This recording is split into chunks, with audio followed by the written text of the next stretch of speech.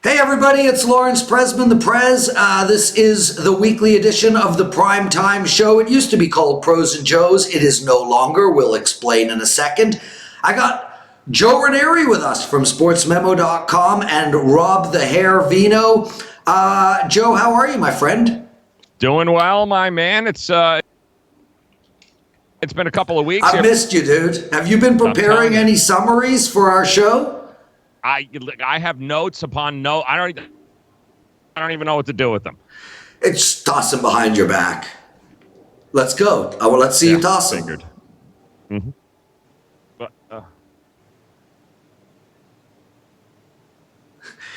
okay, we're good. I'm ready now. Okay, I saw you having a little bit of a drink when we were doing a sound check. What's up with that? Yes. Yeah, usually right around because, I get up at the every morning because we do morning radio here from 6 to noon. So I usually try to do something healthy, and it's usually right around this time of the day. I'll go have one of those like wheatgrass drinks. You know, you ever have those? It's like drinking dirt. It's a lot of fun. Well, no wonder you guzzled it. Rob Veno, how are you, my friend? What's going on? I see you're wearing a hoodie just like me. Normally you're like decked out, looking good. Yeah, except on the Pacific Northwest weather model. Freezing cold, pouring rain, and I had to go to the hoodie today, and even a little heater on the ground here to keep me nice and warm. Oof. Oh, that sounds terrible. Yeah, it is pretty terrible, Joe, I have to tell you. Yeah, well, it's getting cold in Toronto as well. My hay fever is completely kicked in. I'm coughing, I'm hacking, I'm not feeling great. And this is show number 4 for the day. Puck time is up at WagerTalk.com. So's Betting Edge, the NFL presidential address as well. Guys, let's explain what's going on. The show used to be Pros and Joes versus Joes. We would do 5 consensus plays. You guys would get to go against us head-to-head and win some wager bucks. But as it turns out, Joe Raneri, we had a lot of people who set up about 20 different email addresses and accounts at WagerTalk to take advantage of our free wager bucks. And well, they ruined it for everybody.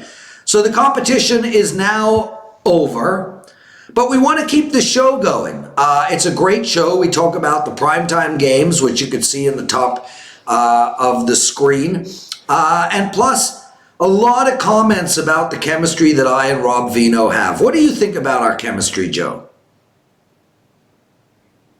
Oh, I think it's great. I'm just, I'm so glad I can witness it here in person like this. This is great. Anyway, let's get to it. We'll start with you, Rob. Florida -5.5 versus South Carolina. Massive win by South Carolina last week. Musgrave was going bananas. They haven't had a win like that in years. That makes me think it's a soft spot for South Carolina. And Florida might be the play. The problem is Florida just came off of back-to-backs with Auburn and LSU. They could have won the LSU game, but for a brain cramp at the end of the game there. This is a bad spot for both teams, but one of them's got to cover. Which do you think? You know, it's a good question, Prez. If we just go to what they've done against the spread, home and away from home this year, the arrow points directly at South Carolina. South Carolina's 3-0 against the number at home this year. Florida's 0-3 against the number away from home, one of those being a neutral site against Miami earlier this season. And when you go through those games, I mean, Miami was extremely tough. Kentucky, they could have lost. And then, of course, LSU last week. So, you know, from that perspective, it looks like South Carolina. But I think from on the field, and you talked about the situation here, I kind of like Florida's situation a little better than I like South Carolina's, coming off a 20-plus point underdog outright victory. Certainly has them on cloud 9, a position that even Will Muschamp admitted, their head coach, they've never been in before, so he doesn't know exactly how the team will respond. The good news for them, Ryan Helinski, the quarterback who got injured in that game, remember, he and their top wide receiver, Brian Edwards, went out on the same exact play in the third quarter, and still they're able to win that contest. But Helinski's probable for this one. That's probably what's keeping the line at 5.5. I think if Helinski wasn't playing, you'd probably see more than that. Florida's defense just went through what they went through against one of the best offenses in college football, and especially where tempo is concerned, Prez. I think at the end of that game, tempo got to Florida because LSU extended at the end to cover that 13.5 point number. South Carolina doesn't quite play at that speed, so I'd probably give a lean here towards the Florida Gators. Joe Raneri, good sir, what do you like in this game?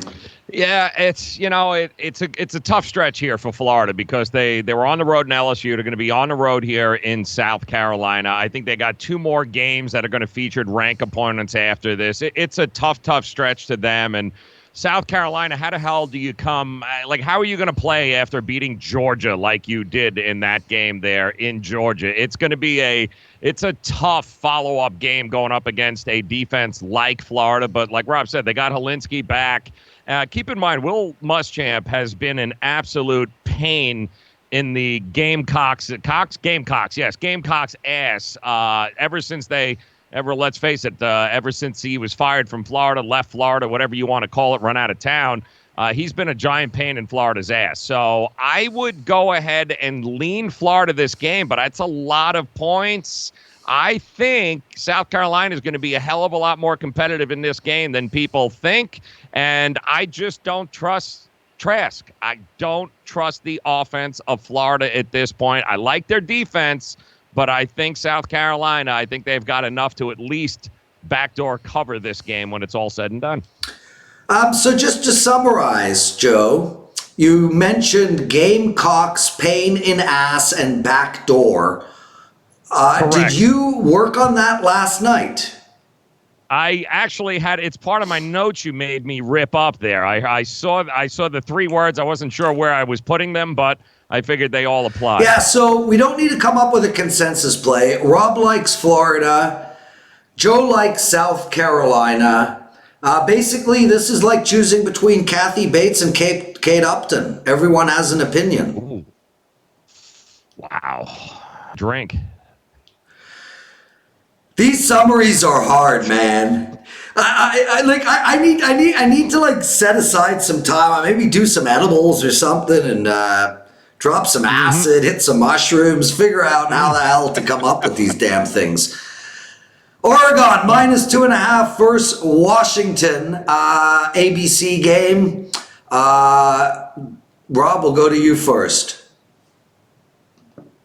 Yeah, I think, when I looked at this one, Prez, I came up with an A plus B doesn't always equal C. This method of this guy beat that guy, so that guy's going to beat this guy. Now, let's face it, it doesn't always work. But in this particular game, I think we've got a decent sample size here. Both of these teams have 2 common opponents, California and Stanford.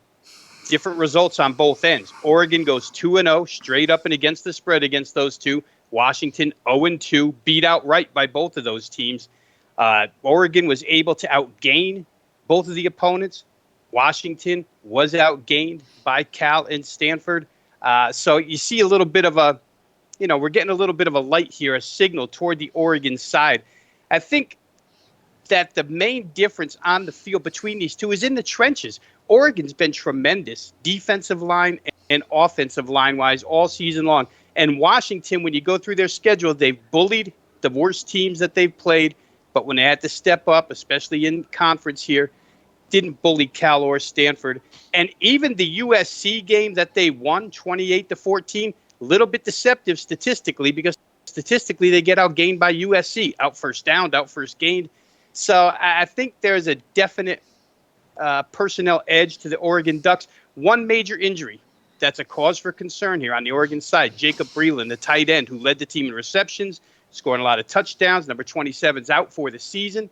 However, Oregon could pick up that and Brendan Schooler the last 2 weeks. Micah Pittman, the brother of Michael Pittman at USC, top-rated freshman recruit. So I like Herbert a little bit better than Eason, and I like the overall Oregon defensive and offensive lines better than I like what Washington's put forth so far. Washington's kind of stumbled to this record.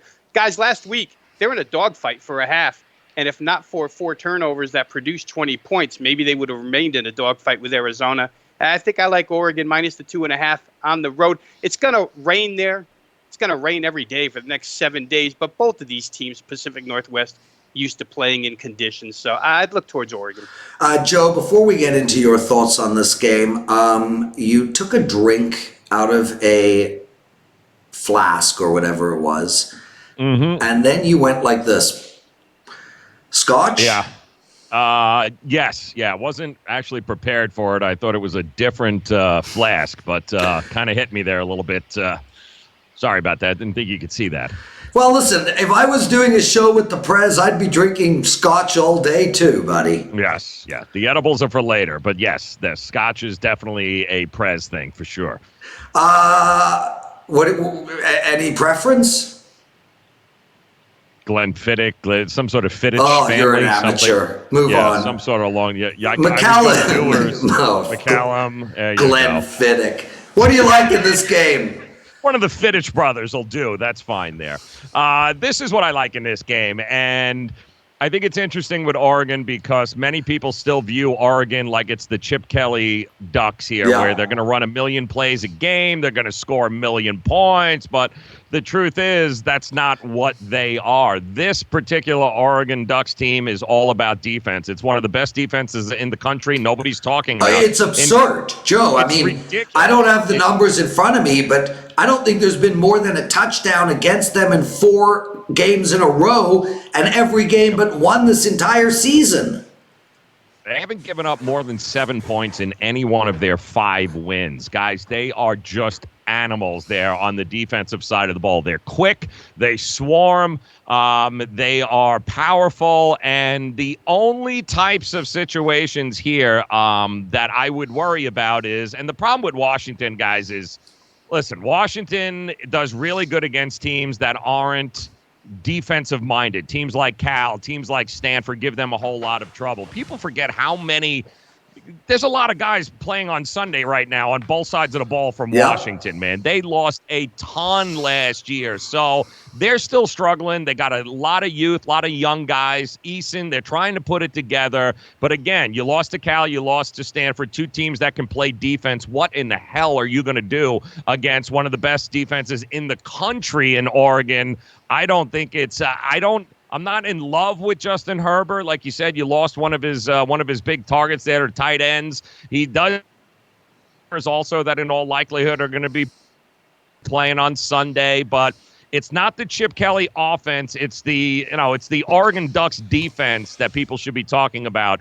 I think they win. What do you think about the total then, Joe? You talk a lot about defense, 50.5. Oh, under all day.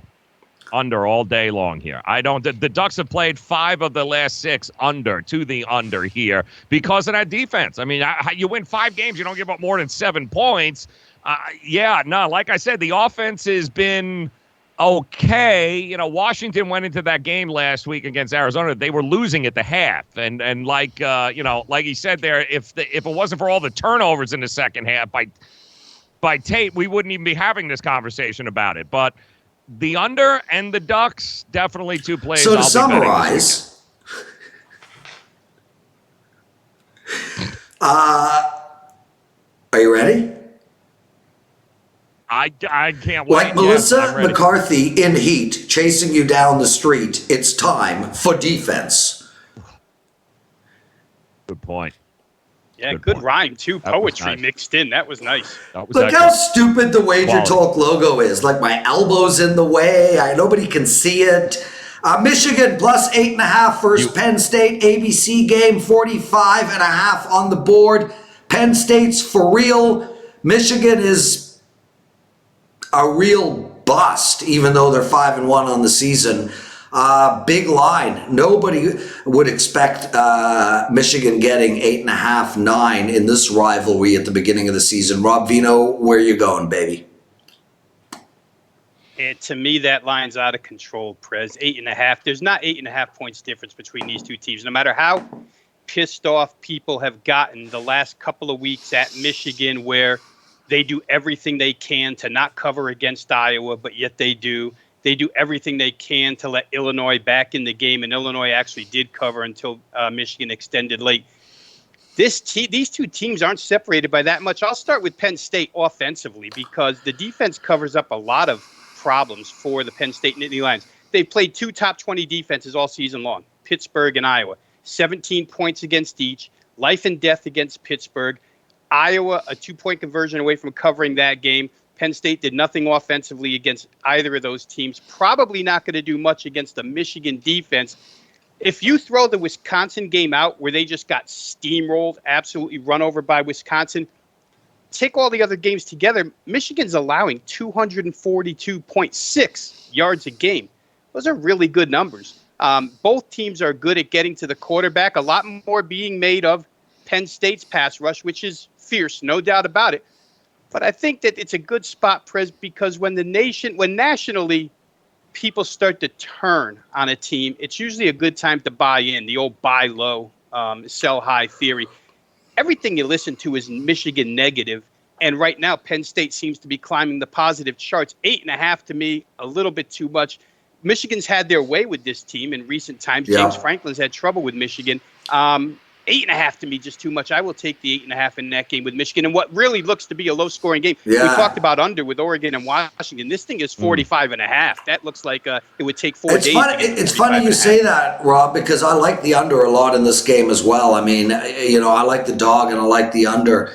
Mr. I've been tanning all day, Joe Raneri. What do you like? I really do enjoy hearing about how freezing you guys are in Toronto and the Pacific Northwest. However, it's a little cold down here, too. It was 81 today as a high. A little brutal here in Miami. So I'm just telling you, think you guys got a problem. I almost couldn't hear you over the air conditioning. That's how hard I got it going on over here. Let me explain to you guys about this game because I agree with Rob from the standpoint of this spread is it's a bit of a head scratcher. I do think Penn State's one of the most overrated teams in the country, but you are asking me to go under that theory and believe that Michigan is going to be able to cover a game when they haven't covered two out of the last 10. They are not a covering machine. Jim Harbaugh always figures out a way to fall flat in these types of games. I do like Penn State's defense, and I do think the problem going up against Penn State, especially at home, you're going to have a whiteout there, guys. The problem with going up with Penn State is a couple of miscues. If you give them the opportunity, that defense especially, you give them an opportunity, a blowout could happen very easily in this game with Penn State, and they don't have the offense, Michigan, to recover. So they're going to have to play the best game, as far as I'm concerned, the best game of the year, not only to win it, but I also think to cover, because I think we all know Penn State, if Michigan falls flat on their face offensively, turns the ball over, this game could turn into a 20-point blowout before we know it. So while I think Penn State's a little bit overrated here in this spot, I don't trust Michigan to do enough to be able to cover this game. I'll take Penn State at home. Rob? Hey, guys, real quick here, guys. One more thing that goes a little bit unnoticed but could play a key role in this game is Josh Gaddis. Remember, he spent time at Penn State with James Franklin, time at Vanderbilt with James Franklin, now the OC at Michigan. I guess the decision at this point, guys, becomes, do you think Josh Gaddis knows the Penn State personnel better, or do you think James Franklin knows his OC and guy he's worked with for the last 7-8 years better? That really could come into play here. We'll see. I think, obviously, Penn State's the more creative play-calling team right now. You can't be less creative than what Michigan has been. But that Josh Gaddis factor, I don't know which way to handicap it, just throwing it out there. It could play a role. Yeah, I think he got the job because of James Franklin, and I think we're seeing who the brains behind the operation were at Penn State. I think the kid is just completely. He's already. The rumors are he's a bit of a head case, and that offense was supposed to be electric this year. Yeah. No, we ain't got no electric. The power. We got a power outage in Michigan going on right now. Maybe the lines are frozen there as well. So Joe likes Penn State. Rob likes Michigan. Both Rob and I like the under. So to summarize, Joe, like Joe Raneri with 5 minutes in bed with his woman, take the under. Yeah. Oh, absolutely. Yeah. No, got time for that. We got games. We got time. Joe, speaking of Yeah, let's go. We got games to Joe, tap. speaking Let's of go, people. time, you're going to be doing a college basketball show this year with Sports Memo. Want to talk about it? Yeah, actually, I'm going to be teaming up with our boy Ralph Michaels there, and we're going to be doing a weekly college basketball. You know, nobody knows basketball better than Ralph Michaels. He's one of the best over there at WagerTalk. So we're going to go ahead and kind of enlighten folks a couple times a week here, be able to give some information about some of the upcoming games. I mean, enjoy your time now, guys, because in another couple of weeks, once the NBA college hoops starts, it's you're going to be pulling your hair out, but that's what we're here for. Why is your seat shaking, Joe? Are your knees shaking? You know what that means, Joe? That means a lot of pot over a long period of time.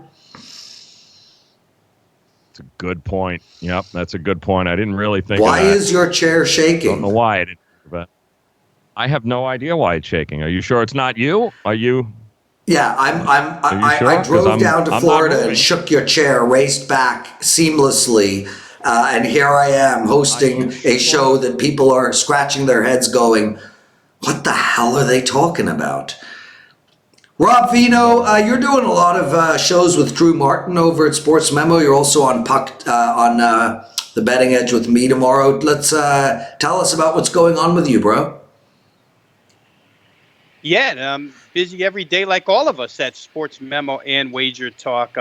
Even into Saturdays, the weekends we cover with Sports Grid on their 2 hours every Saturday doing some in-game stuff. So it's a lot of fun Monday through Friday getting to be able to talk these games every single day. And like Joe said, under the assumption, Joe, that we have time right now anyway with the onslaught that is college and pro football, the basketball board with, 350 bettable teams is college basketball is just ridiculous. So they're going to throw that onto our plate. But we wouldn't do it if we didn't love it. And like we say, shows every single day. College football, every game on the board with Drew Martin and a couple other Sports Memo analysts. NFL, every game on the board on Fridays. Drew Martin, a couple other analysts. You mentioned Prez, the show we do. And also, like I say, Sports Grid and others throughout the week. So catch us all because we're all pretty busy. Joe, is that a window or part of your green screen? No, that's a window actually outside, overlooking downtown. So why don't the clouds Miami. ever move? Because it's always the same here in Miami. The weather never changes here in Miami. It doesn't rain, doesn't do anything at this time of year. It just stays 80 degrees. Yeah, it sounds awful. brutal, dude. Speaking of brutal, Dallas's offense, my God. I mean, this is the most inconsistent offense so far. I mean, okay, the Rams' offense is a bit of a nightmare right now, and KC is out of sync. But we people were talking Super Bowl for Dallas not 3 games ago. They've lost 3 in a row. They lost to the Jets this past week. Now they're hosting Philadelphia. Doug Peterson called it out, guaranteed a Philly win. They're +3. The over and under is 49. It's an NBC game. I think Romo will likely be calling it. I could be wrong. I think he's an absolute god at color, but that's a whole different conversation. Mr. Veno, what do you like?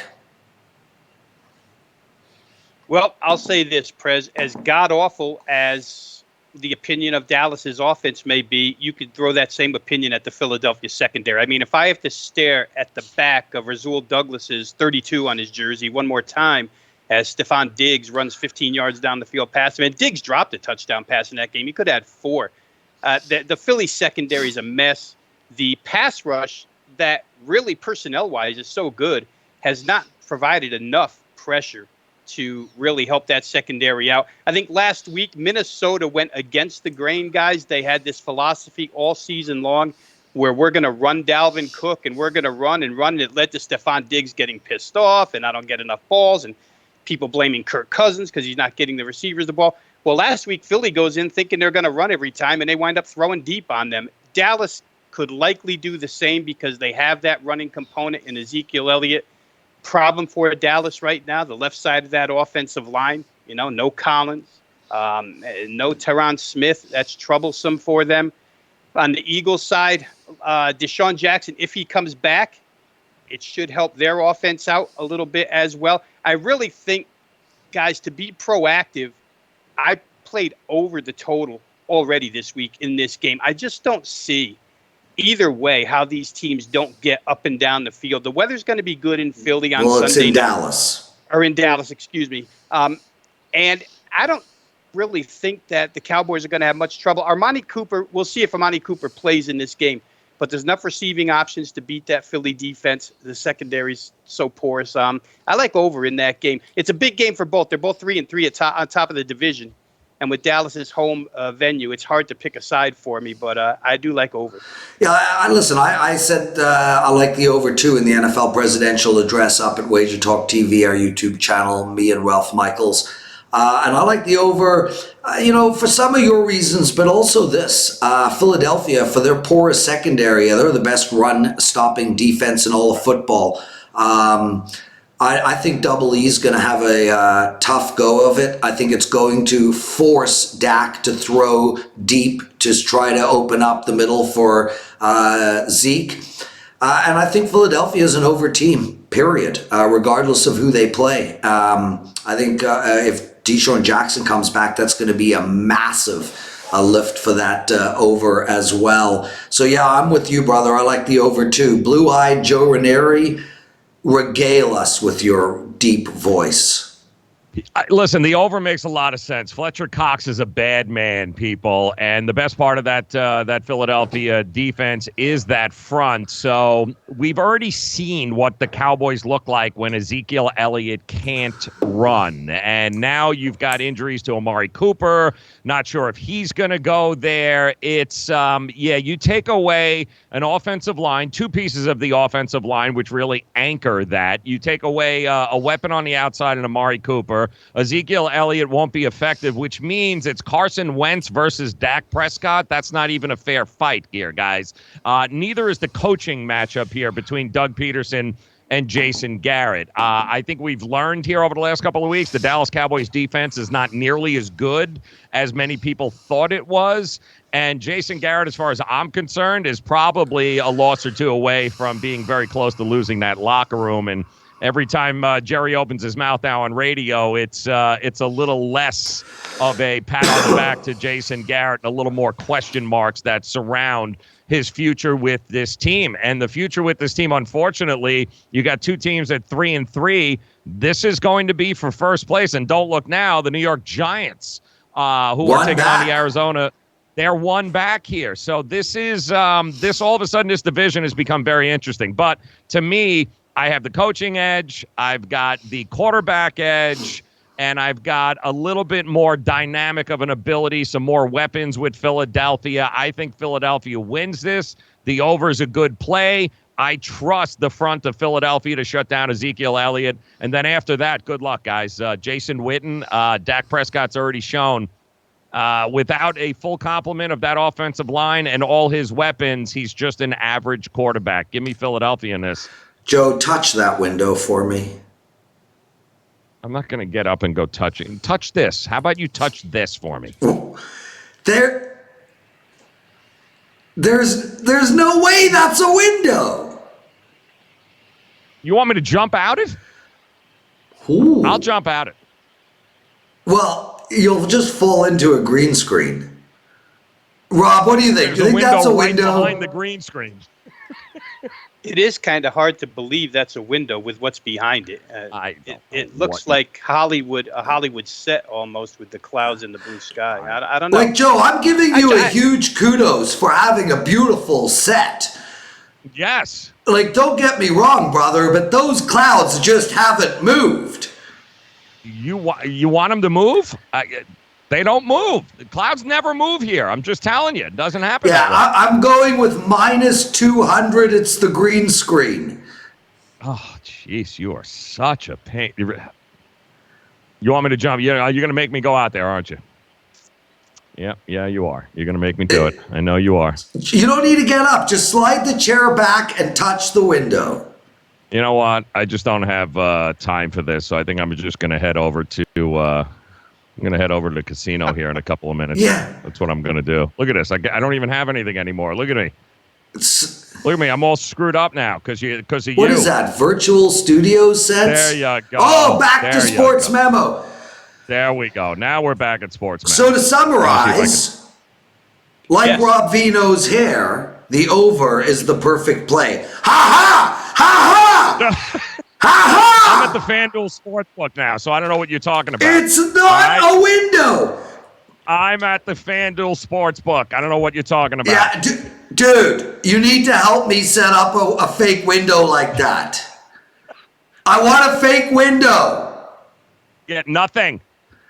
You get nothing, and you'll enjoy it. Hey, anybody out there who gets upset about the sound on any of the Prez shows, Joe Raneri is actually my sound technician. No, don't bring me into your shenanigans. Do not bring me into your AV issues. Absolutely not. You've been living in my AV issues for 3 bloody months. Good point. I'm so done with it. I'm so over it. New England minus 9.5 versus the Jets, 42.5 ESPN game. I like the over, and I like the Jets. Rob Veno? Yeah, I'm with you on the latter half of that, Prez. I like the Jets for no other reason than, simple stuff. It's a different team with Sam Darnold at quarterback. We saw that last week. But that Patriots injury list just grows every single week. Eventually, it's going to come back to get them. Last week, offensively, they showed nothing.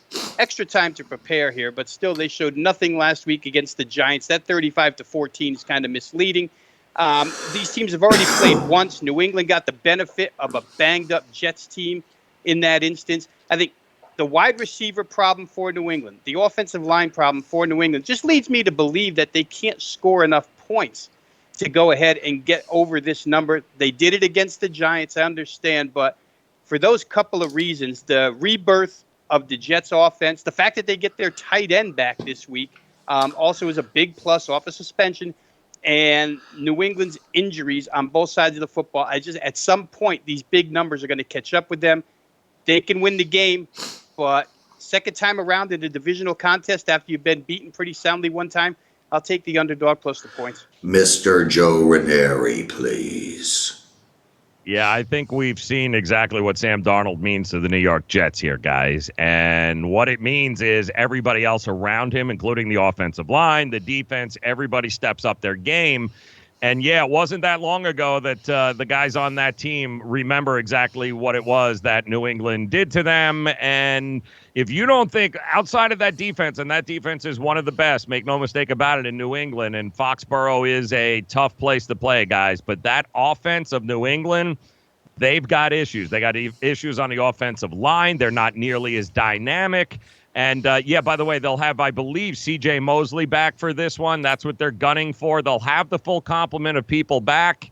This is a different New York Jets team. They're going to be out for vengeance. And, yeah, you want to give me 9.5, 10 points? I'll take it all day long. The New York Jets will be ready for the New England Patriots. They'll be out for blood, looking to make a statement. Wouldn't it all sprinkle a little something here on the money line, guys, because it could be the dog of the week. So to summarize, like a bikini on Rebel Wilson, the Pats won't cover. Oh, Melissa McCarthy. Yeah, dude, I got a problem. God damn. I got an issue. Oh, I need more cowbells. lay some. You need some more flour, is what you need. Okay, boys, are we done? I don't know. You're done. Can I go back outside? What are you gonna do? What do I got to do? You're just gonna put on your thong and tan? I don't know. I'm going back outside. That's it. We're back. Oh, that's a different outside. Yep. Yeah, exactly correct. I just I'm out. I'm in Boston. Okay, right now, dude, so. I need you to do this we'll with me. Come on, next week I want you to help me with my graphics and all of that. Nope, I'm at the FanDuel Sportsbook again now. I can't talk to you. Gotta go. I love this show. I love this show because this show is fun. I get reamed out by some of my guests on all my other shows, as well as some of the people who watch it, that I talk too much shit. There's too much small talk, etc., etc. So basically, I'm just going to save it all for this show. Perfect. Okay. Yeah. So, Joe, Do you have a summary of what we went over here, just in case anybody happens to just be joining us? What we did here? Yeah, someone's just going to be joining us at the end of a YouTube video. I don't think that's how it works, Joe. Isn't that how? I mean, they could have just like while this is now just playing back, somebody could have been like, "Oh crap, I missed it. I gotta instead of rewinding, what were the plays?" Yeah, I don't remember. I don't either, to tell you the truth. I was hoping you did. Maybe Rob. I hope you're taking notes here. I try to mental notes, Joe. I don't have time to write all this down. It would be quite the task. I'm not a court stenographer here. Apparently, I'm not allowed to write things down. That's what I was told. I have to get rid of my notes. Deep voice Joe Raneri, take us home and get us out of here. Yes. All right, guys. Enjoy yourself. Remember, I'm at the Orange State here, so I will see you guys next week. Yeah. Beautiful.